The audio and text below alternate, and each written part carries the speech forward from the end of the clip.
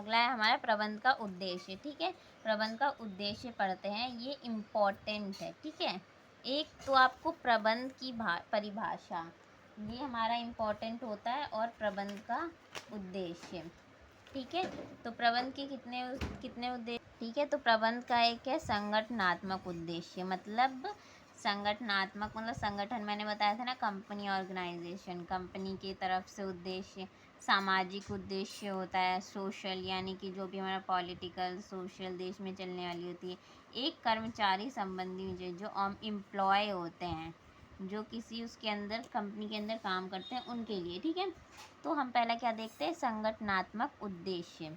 संगठनात्मक उद्देश्य में क्या होता है, प्रबंध संगठन, यानी कि जो प्रबंध है कंपनी के लिए उद्देश्यों यानी को पूरा करने के लिए होता है। मतलब जो प्रबंध है, प्रबंध क्यों है, मैनेजर क्यों है, क्योंकि किसी कंपनी का उद्देश्य यानी कि कंपनी के गोल्स, उद्देश्य गोल्स को कहते हैं, गोल्स को पूरा करने के लिए होता है। ठीक है, प्रबंध इसीलिए होता है कि किसी कंपनी को गोल्स सही तरीके से पूरे हैं।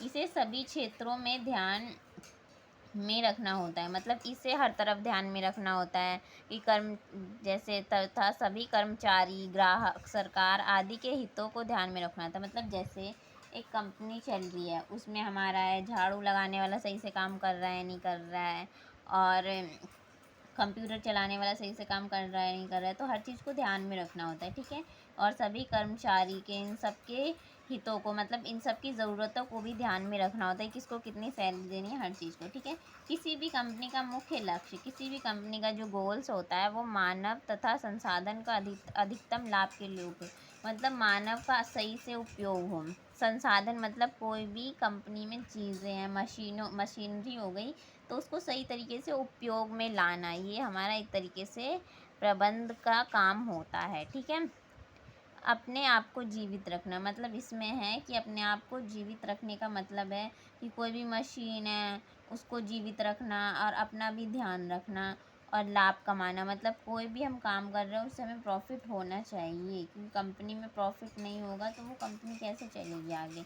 बढ़ोतरी करना मतलब जैसे कि हम कोई छोटी सी कंपनी, किसी ने छोटा सा ट्यूशन खोला है, ठीक है, तो कैसे बढ़ोतरी करती है कि उसको अच्छे से उसे पढ़ाना होता है, जब अच्छे से पढ़ाते हैं तो और बच्चे आते हैं, फिर एक क्या करता है, वो एक बड़ा सा ट्यूशन खोलता है, फिर इस तरीके से वो धीरे धीरे आगे बढ़ता है, फिर वो स्कूल भी खोलते हैं इस तरीके से। ठीक है, तो ये होता है।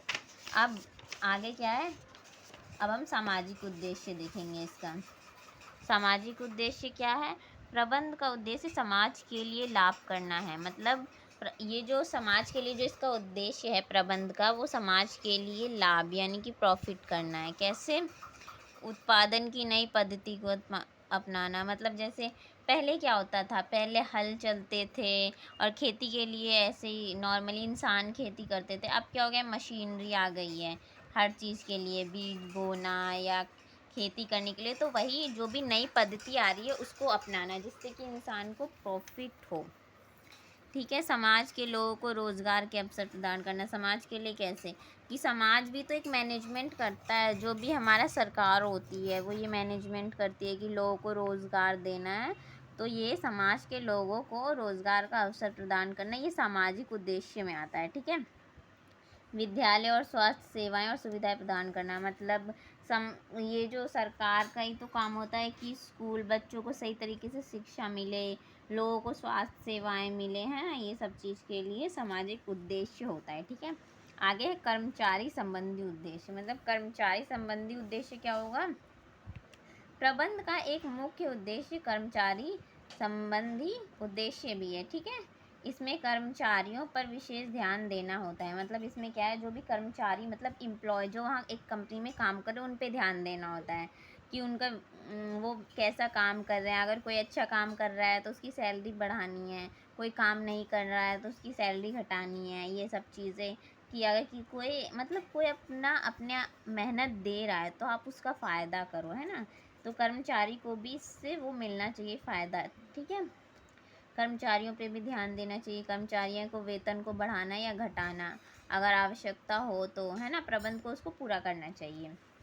प्रबंध को कंपनी में तालमेल के लिए व्यक्ति, मतलब क्या होना चाहिए कंपनी में, अगर जैसे एम्प्लॉय जो हैं उनके बीच अगर कोऑर्डिनेशन नहीं है, एक दूसरे से लड़ रहे हैं, तो वो कभी भी आगे नहीं बढ़ सकता। तो प्रबंध को इस चीज़ का ध्यान रखना है कि जो लोगों के बीच तालमेल हो, है ना, कि कोई भी कंपनी है तभी उसको गोल्स को पूरा कर सकते हैं। अगर एम्प्लॉय सही नहीं होएंगे तो फिर वो कंपनी नहीं चलती है। ठीक है, ये हमारा प्रबंध के उद्देश्य हो गए।